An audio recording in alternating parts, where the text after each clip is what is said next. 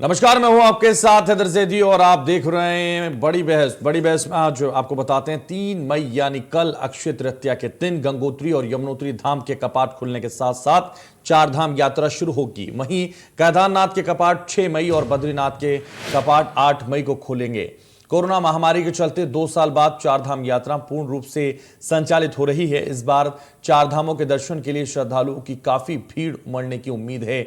चार धामों में भीड़ को नियंत्रित करने के लिए सरकार ने मंदिर परिसर की क्षमता और ठहरने की व्यवस्था के आधार पर दर्शन के लिए यात्रियों की अधिकतम समय संख्या तय कर दी है। बद्रीनाथ, केदारनाथ, गंगोत्री और यमुनोत्री धाम में प्रदेश सरकार ने क्षमता के अनुसार प्रतिदिन दर्शन के लिए श्रद्धालुओं की संख्या तय कर दी है। इस संबंध में शासन ने आदेश भी जारी कर दिया है। हर रोज गंगोत्री में 7,000 श्रद्धालु, यमुनोत्री में 4,000 श्रद्धालु, केदारनाथ में 12,000 तो वहीं बद्रीनाथ में 15,000 श्रद्धालु कर सकेंगे दर्शन। ये व्यवस्था यात्रा सीजन के पहले 45 दिनों के लिए बनाई गई है। तो चार धाम यात्रा की शुरुआत कल से होने जा रही है और इन यात्राओं पर लोगों की काफी पहुंचने की उम्मीद है और इसीलिए लाखों की संख्या में रजिस्ट्रेशन हो चुके हैं। कल से शुरू होगी चार धाम यात्रा। कल खुलेंगे गंगोत्री और यमुनोत्री धाम के कपाट। कितने यात्री रोजाना दर्शन करेंगे उस सब का खाका तैयार किया गया है। किस तरह से दर्शन कराए जाएंगे, पूरी प्रक्रिया अपनाई जा रही है। बद्रीनाथ में 15,000 श्रद्धालु दर्शन कर सकेंगे और कोरोना महामारी के चलते 2 साल तक यात्रा नहीं हो पाई, लेकिन अब यात्रा की शुरुआत कल से होने जा रही है और बड़ी चुनौतियों के साथ यात्रा की शुरुआत हो रही है। यमुनोत्री में 4,000 श्रद्धालु और केदारनाथ में 12,000 श्रद्धालु दर्शन करेंगे तो बद्रीनाथ में 15,000 श्रद्धालु दर्शन कर सकेंगे। ये जो यात्रा है इसकी पूरी तैयारी की गई है। समीक्षा खुद मुख्यमंत्री लगातार कर रहे हैं। चार धाम पर जाने वाले यात्रियों की संख्या सीमित कर दी गई है। एक दिन में सिर्फ आपको बता दें जितने लोग इसमें यात्रा करेंगे उसको लेकर पूरी तरह से साफ कर दिया गया है। 3 मई से शुरू हो रही है ये यात्रा, यानी कल से उत्तराखंड सरकार ने पूरी तरह की तैयारियां कर ली हैं। हर साल की तरह इस बार भी देश के कोने कोने से श्रद्धालु चार धाम की यात्रा करने पहुंचेंगे। भक्तों की यात्रा को आसान बनाने के लिए सरकार ने कोविड-19 टेस्ट और वैक्सीनेशन सर्टिफिकेट की जांच को भी अनिवार्य नहीं किया। हालांकि कोरोना के बढ़ते मामलों को देखते हुए सरकार ने दर्शन करने जा रहे श्रद्धालु की संख्या सीमित कर दी है। एक दिन में जो श्रद्धालु दर्शन करेंगे वो आपको बता देते हैं। उत्तरकाशी में यमुनोत्री मंदिर के कपाट खुलते ही 3 मई को चार धाम यात्रा की शुरुआत हो जाएगी। इस बीच उत्तराखंड सरकार ने चार धाम पर जाने वाले श्रद्धालुओं की संख्या को भी सीमित कर दिया है। सरकारी निर्देश के मुताबिक प्रतिदिन केवल 15,000 श्रद्धालु ही बाबा बद्रीनाथ के दर्शन कर सकेंगे, जबकि केदारनाथ धाम के दर्शन के लिए श्रद्धालुओं की संख्या 12,000 रखी गई और इसी तरह गंगोत्री और यमुनोत्री जाने वाले यात्रियों की संख्या भी सीमित करते हुए इसको भी सीमित किया गया है।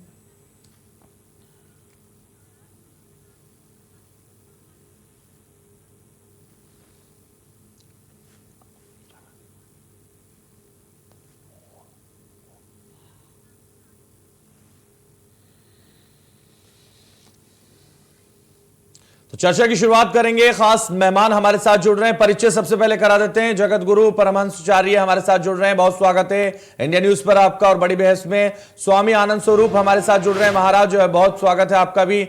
अध्यक्ष शंकराचार्य परिषद के महेंद्र रविंद्रपुरी महाराज हमारे साथ जुड़ेंगे, लेकिन आपको बता दें उससे पहले उमेश सती पुरोहित बद्रीनाथ से हमारे साथ जुड़ रहे हैं। बहुत स्वागत है आपका भी। चर्चा की शुरुआत करेंगे और चर्चा की शुरुआत इसी से करेंगे क्योंकि कल से चार धाम की यात्रा शुरू होने जा रही है और 2 साल तक ये यात्रा कोरोना की वजह से नहीं हो पाई थी, लेकिन अब यात्रा के लिए जो तैयारियां की गई हैं और यात्रा में चार धाम यात्रा को लेकर पूरी तरह से सरकार बता रही है कि वो पूरी तरीके से हर मामले में सतर्क है और इसलिए संख्या भी सीमित कर दी गई है। तो सबसे पहले आप ही के पास आना चाहूंगा परमहंसाचार्य जी, आप कैसे देखते हैं इस यात्रा को, क्योंकि यात्रा के लिए जो संख्या है वो सीमित की गई है इस बार कोरोना को देखते हुए। भले ही कोई सर्टिफिकेट, कोई वैक्सीनेशन का सर्टिफिकेट, कोई कोविड की रिपोर्ट की जरूरत नहीं है, लेकिन अब कहीं ना कहीं जो सीमित संख्या कर दी गई है इसको आप कैसे देख रहे हैं?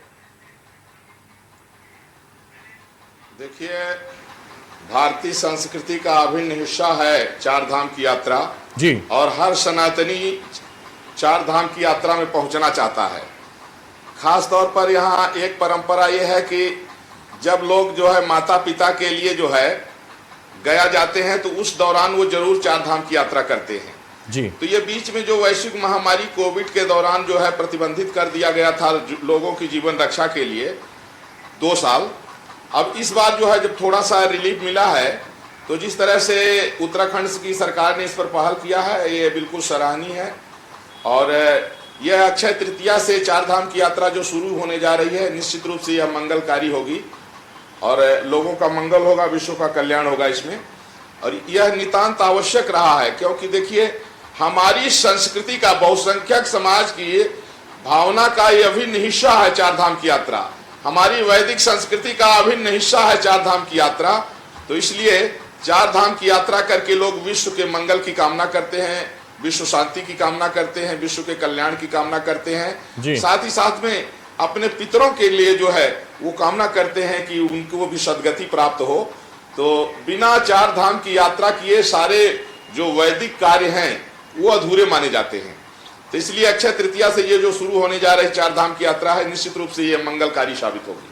ठीक है, मंगलकारी साबित होगी। और स्वामी आनंद स्वरूप जी, आपके पास भी आना चाहूंगा और आपसे भी समझना चाहेंगे, क्योंकि जिस तरह से 4 धाम यात्रा शुरू होने जा रही है, मंगलकारी होगी, अक्षय तृतीया से इसकी शुरुआत हो रही है, आप कैसे देखते हैं यात्रा को?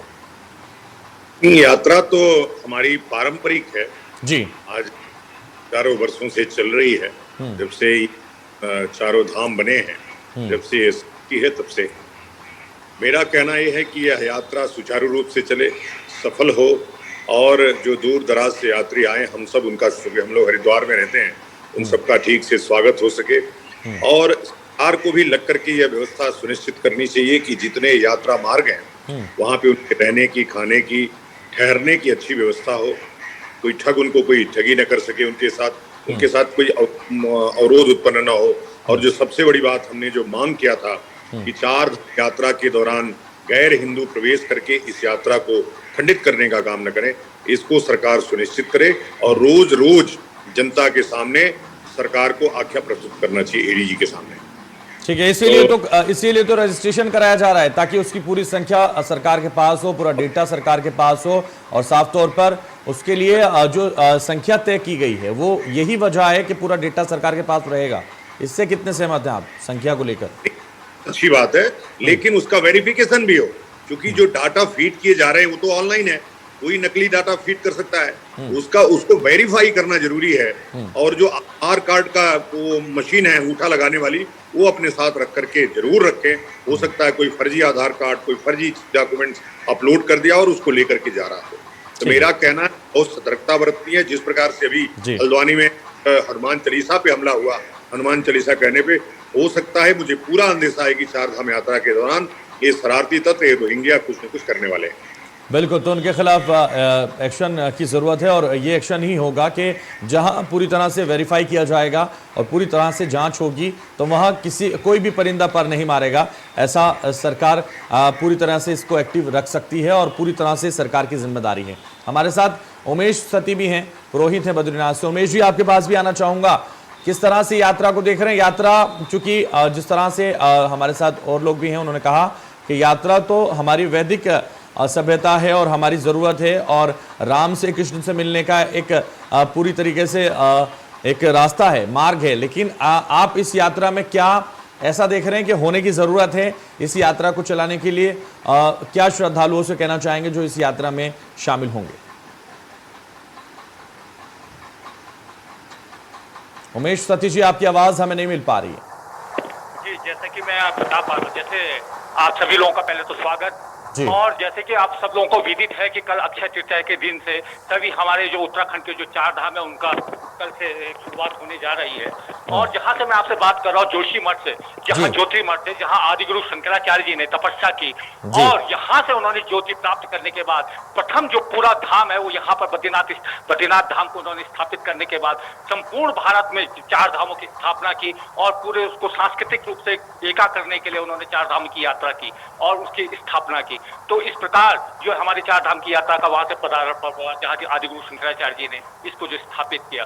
और इसी के साथ जैसा कि मैं आप कह रहे हैं कि आपने जैसे शुरुआत में अपने उद्बोधन में भी कहा कि सरकार ने इसकी संख्या को सीमित किया, तो हमारा इस पे थोड़ा सा यहाँ पर थोड़ा सा विरोध है इस बात को लेकर के। बड़ी मुश्किल से तो 2 सालों बाद जो लगातार कोरोना का जो प्रभाव इस यात्रा पे रहा है, उसको बड़ी मुश्किल से अब यात्रा का थोड़ा सा संचालन ठीक तरीके से होने की उम्मीद थी, लेकिन सरकार ने उस पर भी जो संख्याओं को जो सीमित कर दिया है, इस पे हमारा विरोध है। सरकार को संख्या का उमेश सती क्यों विरोध करते हैं? क्योंकि ये यात्रा की जो संख्या सीमित की गई वो इसलिए कि सरकार डेटा रख सके, सरकार सुरक्षा रख सके, सुरक्षा की दृष्टि से साफ तौर पर कोविड की भी व्यवस्था को दुरुस्त रखा जा सके, कोविड भी कहीं ना फैले, इसलिए भी कोविड बरकरार है, तो इसलिए इस यात्रा को सीमित किया गया। उसमें आपका क्या विरोध है? नहीं, इस पिछले साल का अगर उदाहरण देख लिया जाए, जब दूसरी बार जब यात्रा शुरू हुई जुलाई के तारीख में, जब जुलाई के समय जब सरकार ने इसका नियमितीकरण किया यात्रा का व्यवस्था का, तो उसके बाद तो उन्होंने संख्याओं का कुछ सीमित तो रखी नहीं। इस साल मैं समझ नहीं पा रहा हूँ कि आपको शुरुआत में इस तरह के जो संख्या को जो सीमित किया है उस पर हमारा विरोध है कि आपने उमेश सती क्या चाहते थे कि यात्रा को जो संख्या है वो सीमित ना की जाए? क्या चाहते हैं? क्योंकि देखिए आज देखो ये उत्तराखंड की रीढ़ है, आज आप देखिए आर्थिक स्थिति इसी पे सारी डिपेंड है, सारी उत्तराखंड की। जब यात्रा से अगर आप इस तरह के सीमित करेंगे तो जो उत्तराखंड के जो वो है आर्थिक स्थिति है वो तो डावाडोल है। यहाँ सभी लोग जो छोटे मोटे व्यापारी हैं, बड़े बड़े व्यापारी। लेकिन उमेश सती ये क्यों नहीं समझ रहे, जो यात्रा है अगर संख्या सीमित कर दी तो व्यवस्था कौन देखेगा? तो सरकार इसके लिए जिम्मेदार है ना। सरकार तो पहले भी तो व्यवस्था ही देखती रही है, लेकिन पहले पिछले साल भी लगातार जो पिछले साल जब आपने कोरोना का जब कहर था उस समय भी सरकार ने सारी व्यवस्थाओं को संचालन किया, अब बहुत अच्छे से किया, हम सरकार को उसके लिए स्वागत भी करते हैं। लेकिन इन 2-2.5 सालों में देखा आपने, कोविड की स्थिति देखी आपने 2-2.5 सालों में?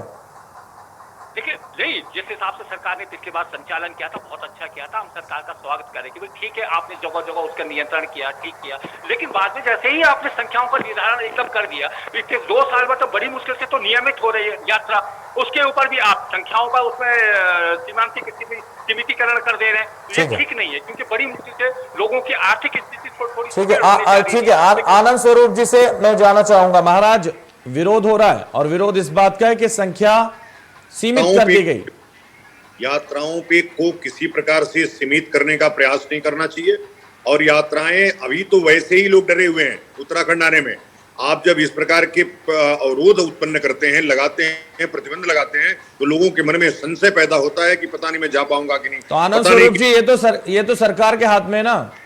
नहीं तो सरकार के हाथ में यात्रा कैसे भाई? यात्रा 4 धाम यात्राओं के लिए अलग से, लेकिन उसकी सुरक्षा की जिम्मेदारी, उसकी पूरी तरह से कोविड ना फैले उसकी जिम्मेदारी तो सरकार की है ना। नहीं, कोविड कम संख्याओं को सीमित करने से कोविड नहीं फैलेगा। कोविड फैलने का अभी वैसे मैं तो कह रहा हूँ, आप इस प्रकार के प्रतिबंध नहीं, आप उसको आंतरिक रूप से कोई नियंत्रण की व्यवस्था, तो संख्या सीमित करने को आनंद स्वरूप प्रतिबंध मान रहे हैं? नहीं, बिल्कुल ये सीमित करने का प्रयास नहीं करना चाहिए। सरकार को ये प्रतिबंध तत्काल उठा देना चाहिए और उसको यात्रा को स्वतंत्र करना चाहिए। वो होता क्या है कि आप ऑर्डर निकाल देते हैं और इसका संदेश पूरे देश में चला जाता है, लोग सोचते हैं छोड़े इस साल भी नहीं जाएंगे। स्वतंत्र कर देंगे तो मनमानी करेंगे ना लोग, कोरोना बढ़ जाएगा। कहाँ मनमानी हुई है? कभी मनमानी नहीं होती है। यात्रा में आने वाले लोग श्रद्धालु होते हैं, वो कोई मनमानी नहीं करते हैं। जैसा आप करते हैं, 2-2 दिन गेट लगा के रखते हो, 2-2 दिन लोग रोड पे इंतजार करते हैं। आप ये ऐसा मत कहिए। गेट पर खड़े रहना अलग है, मास्क लगाना अलग है, सैनिटाइजर का इस्तेमाल करना अलग है। कोरोना की वजह से ये यात्रा को सीमित किया गया। कोविड का कोई सर्टिफिकेट नहीं मांग रही सरकार, इसके अलावा वैक्सीनेशन का कोई सर्टिफिकेट नहीं मांग रही है। इसको उठाए सरकार, और ये पुरोहितों की मांग है, तमाम पुरोहित हमको भी फोन कर रहे हैं, ये गलत है और पुरोहितों की मांग जायज है, उसको स्वीकार करना चाहिए सरकार को। ठीक है, जगतगुरु परमहंसाचार्य जी, आप कैसे देखते हैं सीमित संख्या को? विरोध हो रहा है इसका। देखिए, यह सुरक्षा की दृष्टि से सरकार ने जो फैसला लिया है, हम समझते हैं कि श्रद्धालुओं को भी थोड़ा सा इसमें सहयोग करने की आवश्यकता है। सरकार चूंकि लोगों के किसी तरह से वहां अनहोनी घटना न घटे, अराजक तत्व उसमें इंटर न करें, और कोविड जो है कहीं इससे कोविड न बढ़े, इसलिए थोड़ा सीमित जो किया है, मैं समझता हूं कि थोड़ा सा हम लोगों को भी उसमें सहयोग करना चाहिए। अगर सरकार जनजीवन की रक्षा के लिए कोई कदम उठा रही है लाखों यात्री प्रतिदिन पहुंच तो उसमें इतराज नहीं, बल्कि हम प्रयास करें सरकार से कि सरकार थोड़ा उसका दायरा अपने हिसाब से बढ़ाती जाए, थोड़ा संख्या बढ़ाती जाए, जिससे कोई श्रद्धालु ऐसे न बचे कि वो चाह करके वहां न पहुंच पाए। बिल्कुल, तो सहयोग करने की जरूरत है। उमेश सती जी, ऐसे वक्त में जब यात्रा शुरू हो रही है और तमाम चुनौतियों के साथ शुरू हो रही है, कोविड भी है, सरकार के सहयोग की जरूरत है। हम तो सहयोग कर ही रहे हैं, पिछले साल से और प्रशंसा करनी चाहिए आपको जिस तरह से ये यात्रा शुरू हो रही है। जैसे आप अगर तिरुपति बालाजी, सिद्धिविनायक जी का अगर उदाहरण ले, वहाँ प्रतिदिन लाखों यात्री पहुंच रहे हैं, तो वहाँ तो सरकार किसी न किसी रूप में उस कोविड के नियमों का पालन करा रही होगी ना, तो वहाँ भी तो कहीं ना कहीं उसका पालन हो रहा होगा। तो जब वहाँ पर प्रतिदिन वहाँ जब लाखों यात्री पहुंच रहे हैं, यहाँ आप उसका नियमितीकरण क्यों कर रहे हैं, ये मेरी समझ में नहीं आ रहा है। वैसी व्यवस्था वहाँ के लोग बना रहे हैं, यहाँ की सरकार को भी उसके पर कुछ व्यवस्था बनानी चाहिए। ठीक है, आपको एक बात आनंद स्वरूप जी, मैं आपसे समझना चाहूंगा, इस यात्रा के इतिहास के बारे में भी हम समझना चाहेंगे। कब से ये यात्रा शुरू हुई, हमारे दर्शकों को बताइए, और इस यात्रा का महत्व भी बताइए। नहीं, हमारा चार धाम जो शास्त्र में कहा गया है, वैसे तो चार जो शास्त्र के चार धाम हैं, वो उत्तर में बद्रीनाथ जी, दक्षिण में रामेश्वरम, पूरब में पुरी, पश्चिम में द्वारका, ये चार धाम। उत्तराखंड की जो चार धाम है, गंगोत्री, यमुनोत्री, बद्रीनाथ और केदारनाथ, ये उत्तराखंड की यात्रा के लिए प्रमुख धर्मस्थल है, दर्शनीय स्थल है। और इसकी यात्रा मेरे ख्याल से जब से आदि शंकर ने इसको शुरू किया था, आदि शंकर के जमाने से चली आ रही है जी। बाकी सब ज्यादा इसके इतिहास के बारे में बताएंगे, चूंकि उससे विज्ञ हैं। मेरा कहना यह है कि स्वामी जी अभी कह रहे थे कि संख्या बढ़ा देनी चाहिए, संख्याओं से कोई असर नहीं पड़ता स्वामी जी। अभी सती जी कह रहे थे कि तिरुपति बालाजी में लाखों लोग जाते हैं, लेकिन जब वहां प्रतिबंध की घोषणा करते हैं तो एक मन में संशय उत्पन्न होता है। मेरा उतना कहना था, आप बाकी कोविड न बढ़े, ऐसी भगवान बद्रीनाथ की कृपा होगी तो कोविड वहां आएगा नहीं। पिछली बार भी जब जुलाई में यात्रा शुरू हुई थी, जब कोविड के बाद, तो यात्रा बहुत सुचारू रूप से चली थी। वैसे ही सरकार को इसको भी ठीक से चलाना चाहिए और इसका ठीक से प्रचार प्रसार करना चाहिए, सुविधाओं पे ध्यान देना चाहिए। जो आप प्रतिबंध पहले भी रहे हैं, गेट लग जाता है, जब जैसे भी बद्रीनाथ में भरता है गेट लग जाता है, और गेट तब खुलता है जब बद्रीनाथ खाली होता है। तो ये सब पहले से चलता चला आ रहा है, आज नहीं नया हो रहा है। आप गेट लगाइए वहां पे, कोई उसमें दिक्कत नहीं है।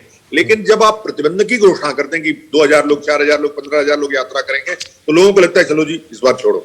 तो ये संशय उत्पन्न न हो लोगों के मन में, मेरा इतना कहना है। ठीक है, संशय उत्पन्न न हो, और इसको लेकर पूरी तरह से जो संख्या है उस पर भी कोई जरूरत नहीं है आपका ये कहना है कि प्रतिबंध लगाने की। और साफ तौर पर उमेश जी सहयोग करने की ऐसे वक्त में जरूरत है, क्योंकि आप जोशीमठ में इस वक्त मौजूद हैं, तो इसलिए चार धाम यात्रा को लेकर किस तरह से रिएक्शन लोगों के आ रहे हैं, क्योंकि शुरुआत कल से हो रही।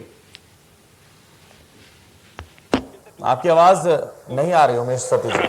जी सर, मैं ये कह रहा हूँ, हेलो जी। मैं ये कह रहा हूँ सर कि पिछले 2 सालों से लगातार कोविड का एक कहर रहा है, सब लोग इससे प्रभावित रहे। तो इस साल लोगों की उम्मीदें काफी ऊपर है कि भाई किसी न किसी रूप से यात्रा का अगर जो नियमितीकरण रहा, अच्छी तरीके से यात्रा रहेगी, तो लोग कम से कम अपनी जो आर्थिक, जो इतने दिनों से आर्थिक रूप से जो बेचारे कमजोर थे, जो लगातार इससे जूझ रहे थे, अब जाकर के थोड़ा सा लोगों में अनुमान में उत्साह है कि इस बार यात्रा चलेगी तो लोगों की थोड़ी सी आर्थिक स्थिति को थोड़ा सा सुदृढ़ीकरण होगा, थोड़ी उनकी उनकी आर्थिक व्यवस्था थोड़ा सा ठीक हो जाएगी। इसी वजह से हम विरोध करेंगे सरकार को इस तरह के कोई भी नियमितीकरण, जो भी संख्याओं को लेकर के किसी भी तरह का कोई भी इस तरह का नहीं करना चाहिए, ताकि लोगों में एक तरीके से फिर से उत्साह बना रहे यात्रा को लेकर के।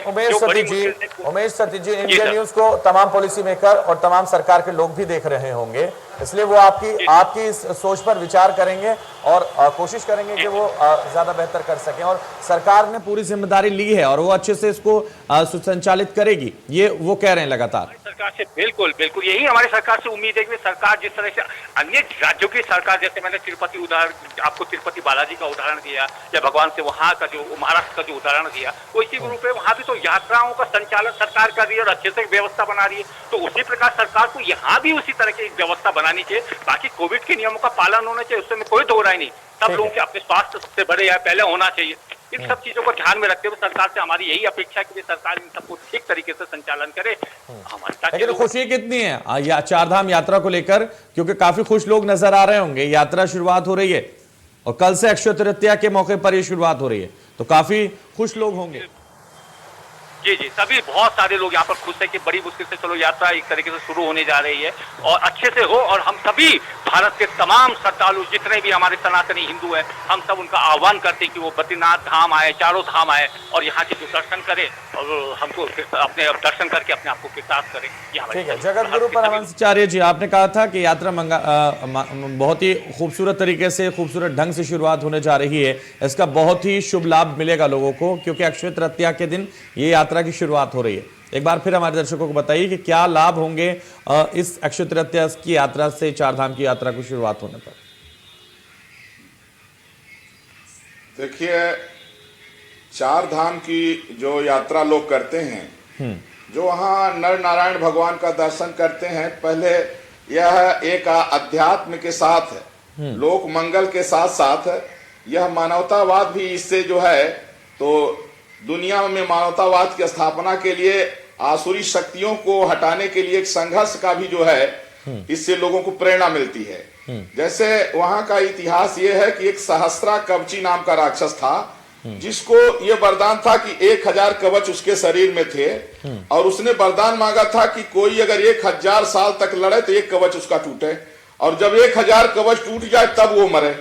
अब वो राक्षस था, तो इतना बलशाली राक्षस, यदि वह अमानवीय विचारधारा का था तो वहां त्राही त्राही मच गया। तो भगवान नर नारायण के रूप में वहां पहुंचे, और भगवान ने कहा ऐसा करते हैं कि एक लड़ते हैं, एक तपस्या करते हैं। तो जब वहां भगवान लड़ते लड़ते 1000 साल में जब उसका एक कवच टूटता था, तब फिर चूंकि वो वरदान मांगता था, उसके वरदान को भगवान जो है सही करते हुए फिर भगवान वहां जो है वो उनका शरीर छूटता था। इसके बाद नर उनको जो है तो अपनी तपस्या से जीवित करते थे, फिर वो तपस्या में लग जाते थे, फिर नर भी करते थे। इस तरह से उसके 999 कवच टूट गए थे। इसके बाद वो सूर्य में जाकर के जो है शरण ले लिया। बाद में महाभारत काल में वो कर्ण बन के पैदा हुआ। जब नर की बारी थी तो नरावतार अर्जुन ने कर्ण का वध किया। तो एक प्रेरणा भी मिलती है कि हम मानवता की रक्षा के लिए संघर्ष करें, सत्य की रक्षा के लिए, मानवता की रक्षा के लिए, राष्ट्र की रक्षा के लिए संघर्ष करें। इसकी भी प्रेरणा मिलती है कि हमारा देश अध्यात्म के साथ साथ हमारे भगवान ये भी कहते हैं कि अन्याय से लड़ने के लिए कितना भी संघर्ष करना पड़े तो अन्याय से लड़ो और मानवता को बचाओ।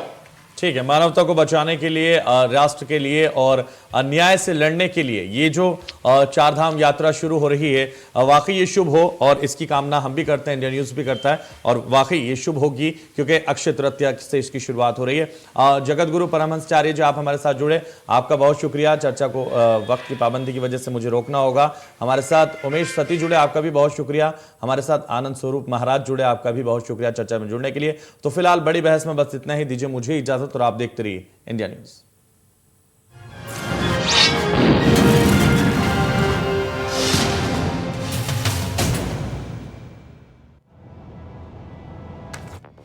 Introducing the new Suzuki Avenir, the sportiest, zippiest ride in town that's loaded with next generation GPS navigation. नई म्यूजिक डायरेक्टर रोहन ने अभी तक म्यूजिक नहीं भेजा है। I've got it. The new Suzuki Avenir, more zip per trip. उंगलियों का खेल तो ये भी है, सब कुछ स्ट्रैटेजी पे तो यहाँ भी डिपेंड करता है। मुझे लगता है अगर मैं क्रिकेट नहीं खेलता तो पक्का रमी चैंपियन बन जाता। चैंपियंस तो यहाँ भी बनते हैं। रमी कल्चर, चैंपियंस का कल्चर। डाउनलोड कीजिए rummyculture.com से। इस गेम में वित्तीय जोखिम की संभावना शामिल है और इसकी आदत लग सकती है। कृपया जिम्मेदारी से और अपने जोखिम पर खेलें। एसिडिटी, गैस, दोनों के लिए डाइजीन। यह gentle for regular use. Digene का double action formula gas bubbles को जल्द मिटाए और हाईएस्ट ANC एसिड कम करे और दे क्विक और लंबा आराम। एसिडिटी या गैस के लिए डाइजीन। डाइजीन का नया ट्रैवल पैक, सिर्फ दबाएं,